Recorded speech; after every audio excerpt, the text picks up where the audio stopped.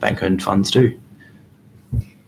And it was kind of elegant in its simplicity, and it was said so professionally and politely that it's quite a stark thing that when we did our fund governance survey, 85% of the fund CEOs say that they do performance attribution analysis. That means that they kind of assess themselves against their own benchmark portfolios we've done across the system, which means of your 26 underperforming default products in the default segment, those trustee boards, if they were actually doing that performance attribution analysis, know that they're persistently underperformed for 12 years. Yeah, I don't have a response to you on that, other than in the vast majority of cases, industry funds are doing the right thing by their members and returning good returns. But I would question the motivations of the for-profit funds who are governing underperforming funds and happily governing underperforming funds to gouge the customers. Okay. So you distinguish underperformance based then on the governance model of the fund, whether it's for profit or not for profit? I think that takes a significant, I think that there is significant evidence which shows that it does contribute quite a bit. The bank-owned funds have been engaged in unconscionable conduct in some cases, but consistently underperform and without any due explanation of that underperformance. Okay. But you would require the same of the 10 industry funds that represent $22 billion of members' assets and 620,000 member accounts that have persistently performed over the last 12 years. That they should hit performance benchmarks? No, that they should be held accountable as well. Well, all trustees are accountable for their performance in superannuation. Okay. No, I'm just kind of struggling that. Anyway, the retail segment is joined by the industry funds in underperformance in the default segment. So when you keep reverting to script about it's all the problems are in the retail segment, we just need to make sure that we're sharing the same evidence base here. Yeah. So what you're saying about retail funds and their trustee boards when they underperform would equally apply to industry funds and their trustee boards when they underperform persistently. Yeah, well, I think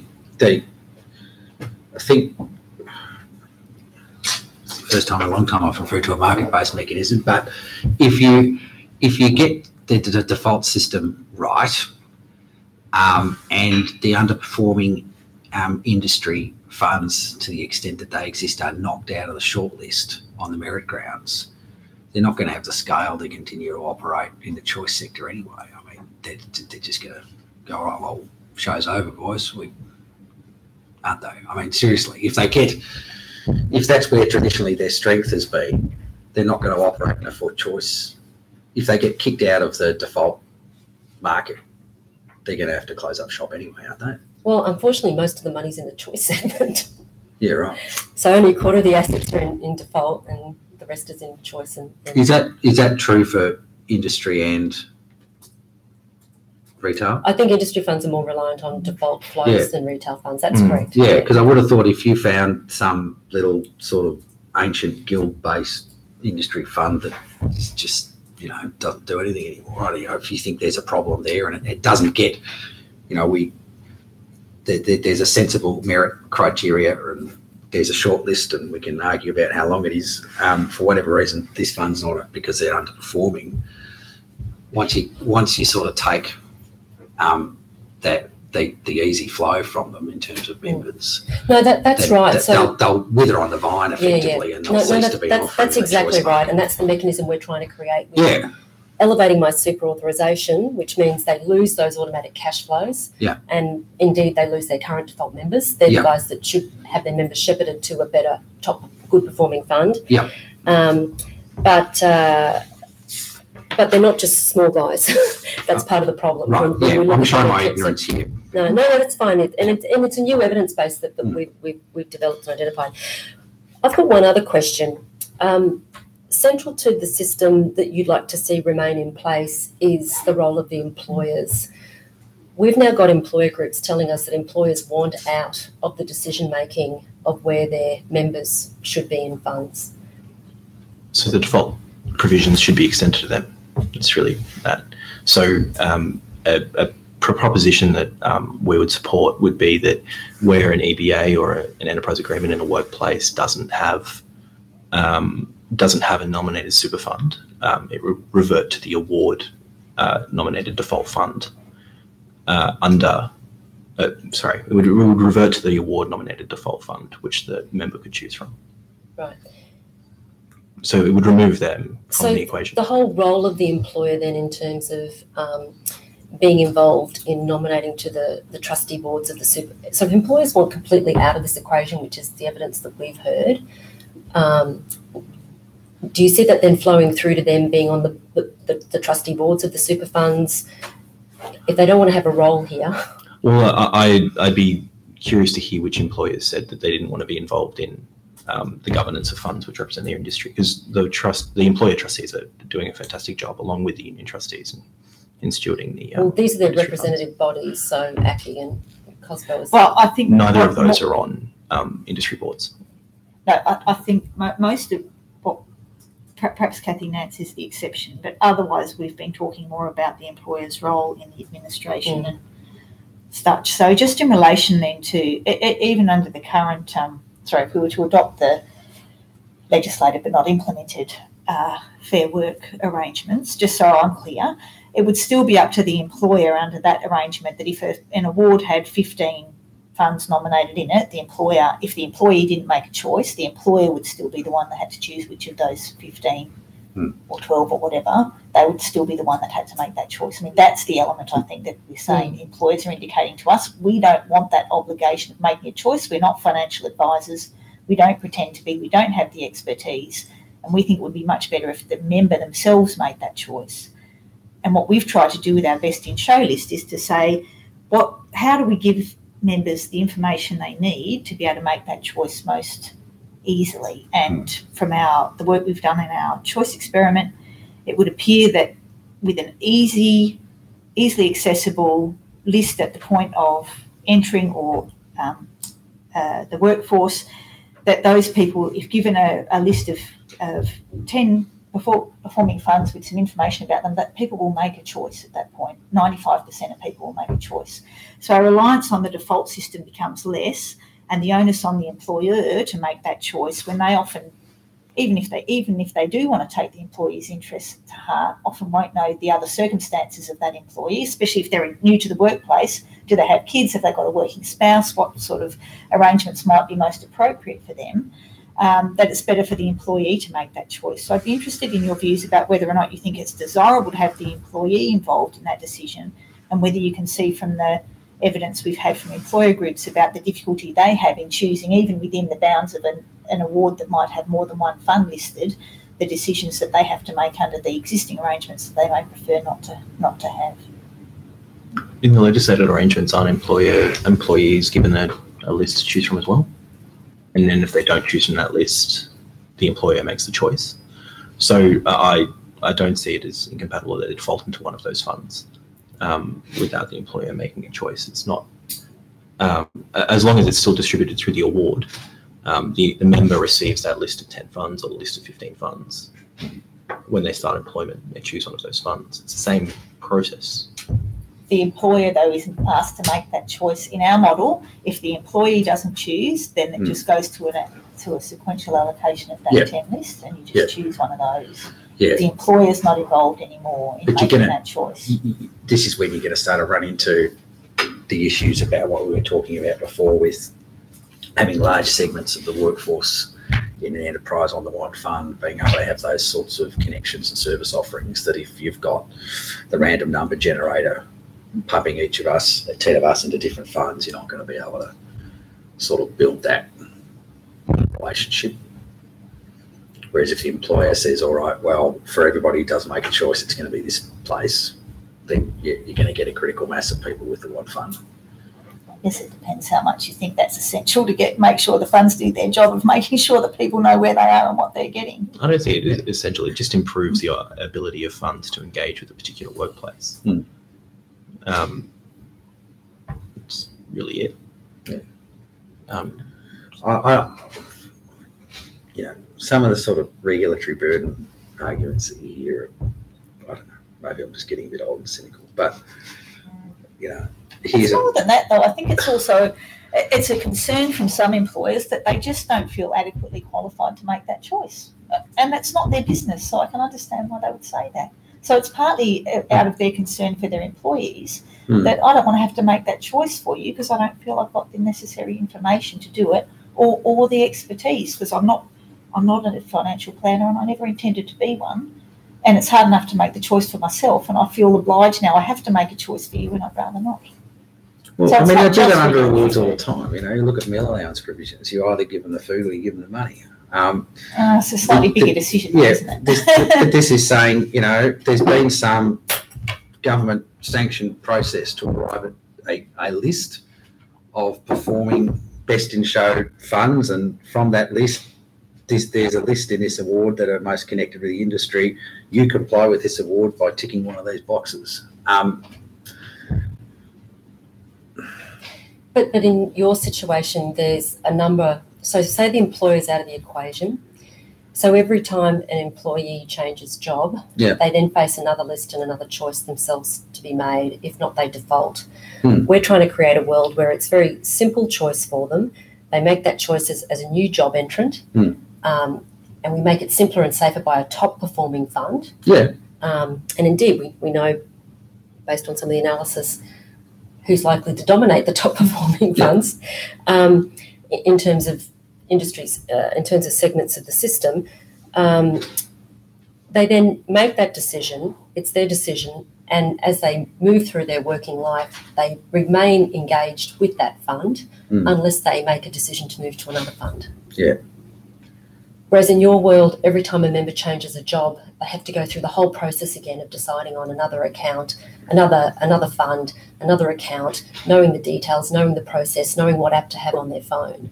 And so from the behavioural economics about what's in the best interests of members having some form of a modicum of engagement in the super system, defaulting once gets rid of the unintended multiple accounts, but it also creates an environment in which members can make a safe choice and be engaged during their working lives. Yeah, but they're making that safe choice at the front end without necessarily knowing whether or not that fund's going to fall off the list in 4 years' time. But if the fund does fall off the list in 4 years' time, it's fine because they'll still be a very good fund because they're on the elevated My Super list.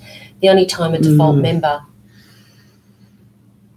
Doesn't it kind of start to undermine where the whole thing's coming from, though, isn't it? That you're quite strict about the best in show, and then somebody's sort of there and they're disengaged and they've made the selection once, and it's all right for them to continue to be on an underperforming fund. No, because elevated My Super is good funds. They're not underperforming. We've gotten rid of the tail with an elevated My Super. Right. Which we don't have those protections in play today. I mean, I think the intention of My Super, as originally envisaged, was that you would, that it was supposed to weed out the underperforming, and our analysis shows that it hasn't done that job. Yeah. And it hasn't done that job because the threshold is too low. Right. Okay. So we've made quite a number of recommendations about how to increase that threshold, and be interested in your views about that. And if you wanted to comment on those things, and if there's more we could do to elevate that further, if you felt that was necessary, then that would be very welcome. But being certain then, and that's why it's very important that you wouldn't have the top 10 list unless you elevated the My Super, because we agree with you. What we want to be sure that if the person is in a top 10 fund and then that fund comes out of the top 10, as long as it doesn't lose My Super authorisation, we can still be sure that member's in a good fund. It might not be the top one at the moment, but there's going to be shifting in that top 10 anyway. We would expect that, and that's what we want to get that competitive element going between those funds. But they're not going to fall down back into a tail, and we're hoping, well, the intention of the policy as we see it is that once we've elevated that My Super, with that elevated threshold there, that tail can't regrow. So we've locked it off and it stays off with that elevated My Super test. Okay, I think we've covered a lot of ground, which has been very helpful for us, and hopefully helpful in terms of some of the areas we'd like to hear back from you on in your post-draft report submission, especially looking at the relative merits of defaulting once only unless the member chooses another fund versus the balance rollover occurring every time a member changes a job. And the other areas that Angela identified, the elevated My Super list, the best in show list, that would be really helpful. And I'm sure there's lots of other things you'd like to tell us as well that we look forward to reading. So thank you very much for coming this afternoon. Is there anything else that you wanted to say that we haven't covered in sort of the questions that we've been able to work through with you? No, I think that's fine. Okay. Thank you very much.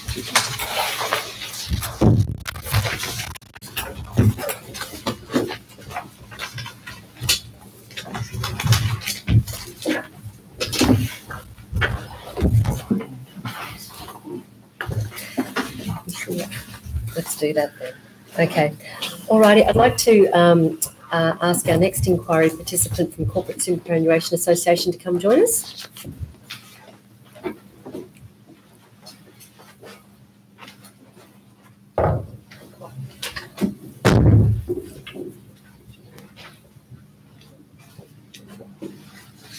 Good afternoon.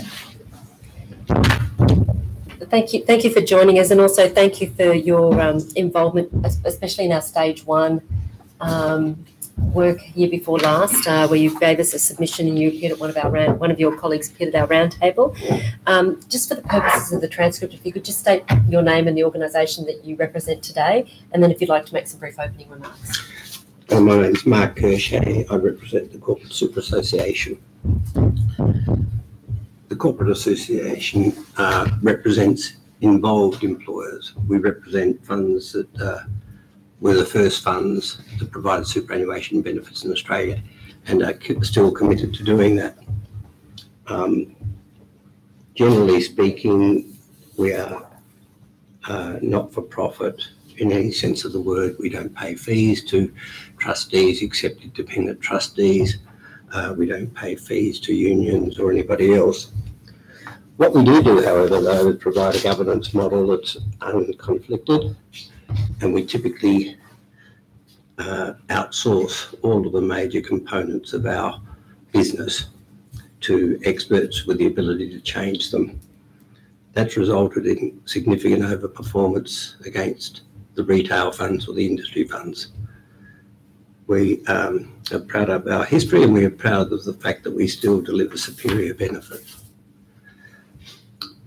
What's proposed here is significant and affects us significantly, because not one of our funds will appear on the top 10 list, even though we're probably 4 of the 5 top performing funds in Australia, and the reason for that is we're not public offer. We have the benefit of being employed by committed employers who provide superior benefits to the SG, often defined benefits still. We also, as corporates, we usually meet insurance costs because we think it's extremely important that young members get TPD cover, even if they don't die on the job. That's a bit sinister, but we're miners, we're petroleum explorers, we sail boats, we do all sorts of things which involve risk, and we feel that as good employers committed, that we ensure that our members are covered, even if we pay for it ourselves. Now we're in a state of flux. We used to be the only funds. We're now a minority of funds in number, but a lot of our members and funds are sub-funds within the retail sector. A few are within the industry funds, but those industry funds have abandoned defined benefit work and moved that to a fund called Equip, which I'm a director of, which I should also disclose to the Commission. So we're pretty proud of what we do. You've excluded us from the default options by these rules, which can't be right. And we can't, I think, tolerate our members losing benefit that don't cost them anything. I'm here to answer your questions. And you'll see in our submission that we'll try and tone it down from the draft in front of me, but we're pretty angry. I guess we've been tasked with looking at a system-wide assessment of the super system, and we're forward-looking. And it's been an extremely difficult task for us to try and look at across all sectors, all funds, and find a solution that's going to work for everybody. In relation to the corporate sector, we've got a relatively small amount of data to go on, and we're also aware that is a small and I think you would agree, a shrinking part of the market. So in trying to accommodate what works best here, I guess I'd be interested in your views on these employers that are very proactive and interested, and I think we would agree do certainly adding value in the sense of providing these funds for their employees, how active those employers can be in promoting these funds as an alternative. So there's no, although we'll have a best in show list and there'll be a default there, these are for people who won't make a choice or choose not to, don't make an active choice, but where an employee is going into employment where there is an employer-based fund of this sort, and as you say, maybe offering benefits and services that might go beyond what's available in the default, how you see the role of the employer in promoting that when an employee joins. I mean, you'll be aware of when a new employee comes into a workplace, how you go about actively promoting that fund to employees when they come. Well, the employers do, but the funds don't often.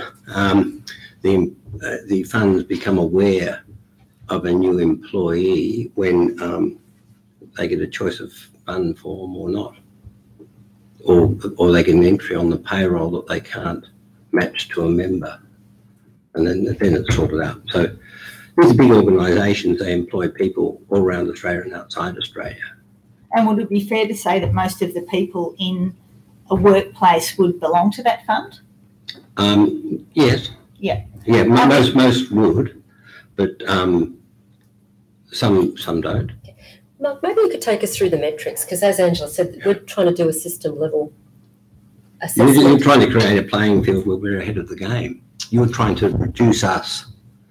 So no, I can tell you we're definitely not trying to reduce it. No. We're trying to make it as even across the field as we can, appreciating that there are some small elements within the system that it's difficult to accommodate in that. We're 51 billion fund, and we've got So how 274,000 accounts. Okay, so how many corporate funds are left? How many standalone corporate funds? About 50. So there's 50, and But you must count in this equation. You must count the sub funds of the Mercer Master Trust. no, that's fine. Yeah. So I don't know how many of those there are. There's many. So you don't represent them? Some we do, some we don't. So how many? So how many are your membership? 31. 31. Okay, but there's 50 corporate funds, and then there's some more that are on platforms. Yes. Yeah. Correct. Okay. And of the 50 that you think represent sort of the more generic corporate funds, what's their assets under management?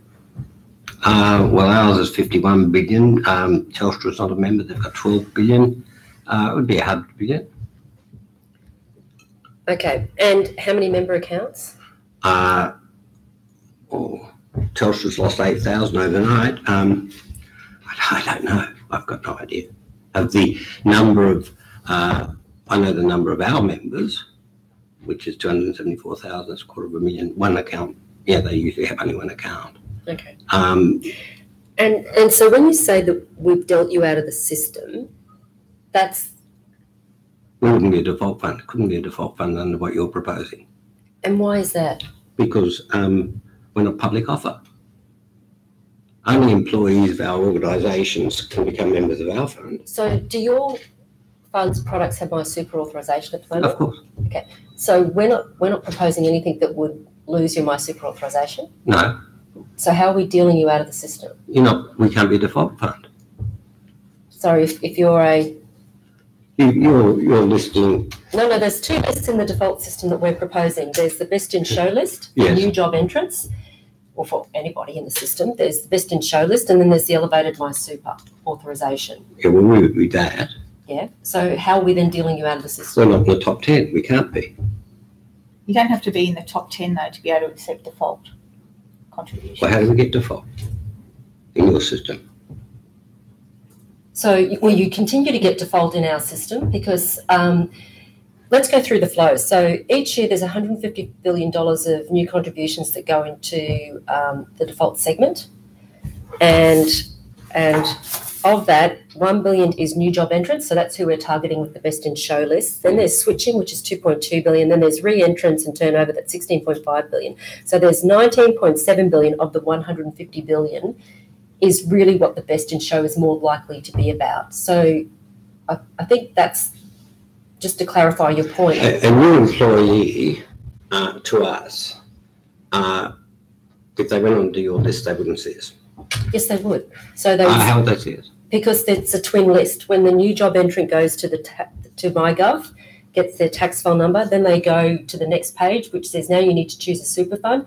Here's a list of 10 top performing funds, and here's a list of good funds that are MySuper authorised. So do you think our members would go to other than the top fund?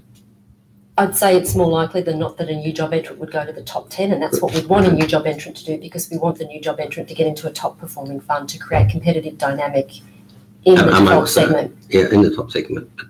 But we wouldn't be on that list. Well, you could decide to go public offer, but that's a decision that corporate super will not make, which is...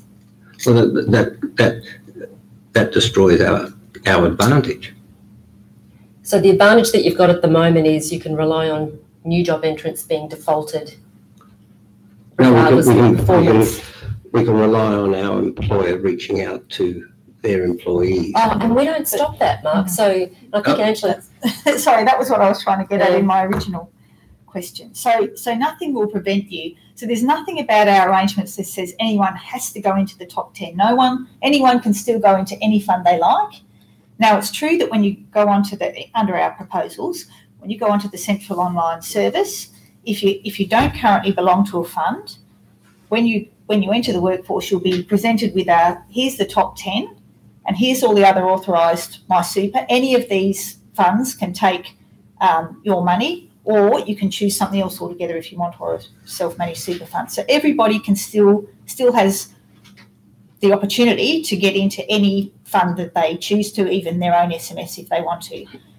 What the member will see, though, is that these 10 have been viewed as, or having passed sort of they're the best in show. Now, it is true that your funds won't be there, but they will still appear as authorised MySuper. And they wouldn't be able and to those people would, and that list of authorised MySuper would also appear on the centralised online service. So I'd say, here's the top 10, and here's a list of all the other MySuper authorised funds, and you can choose from any of these.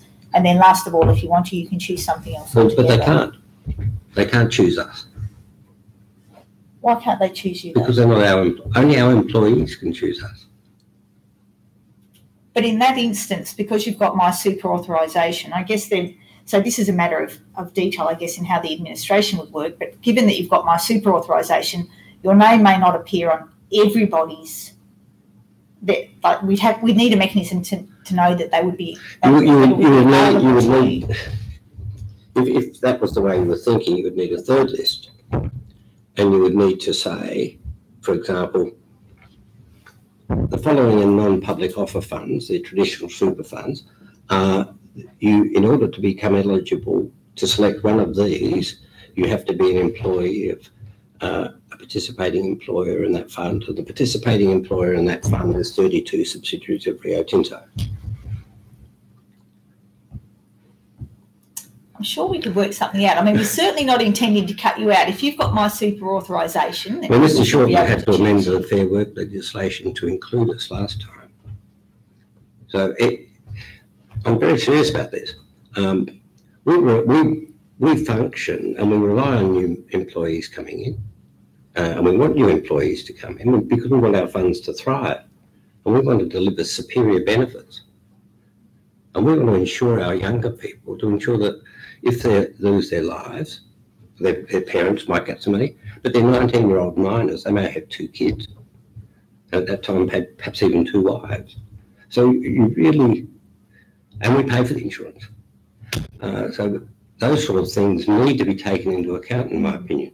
So across. Are you saying that's across all the corporate funds? No, I'm not saying that at all. Okay. I'm saying some of them do, some of them don't. It's a movable feast. It's a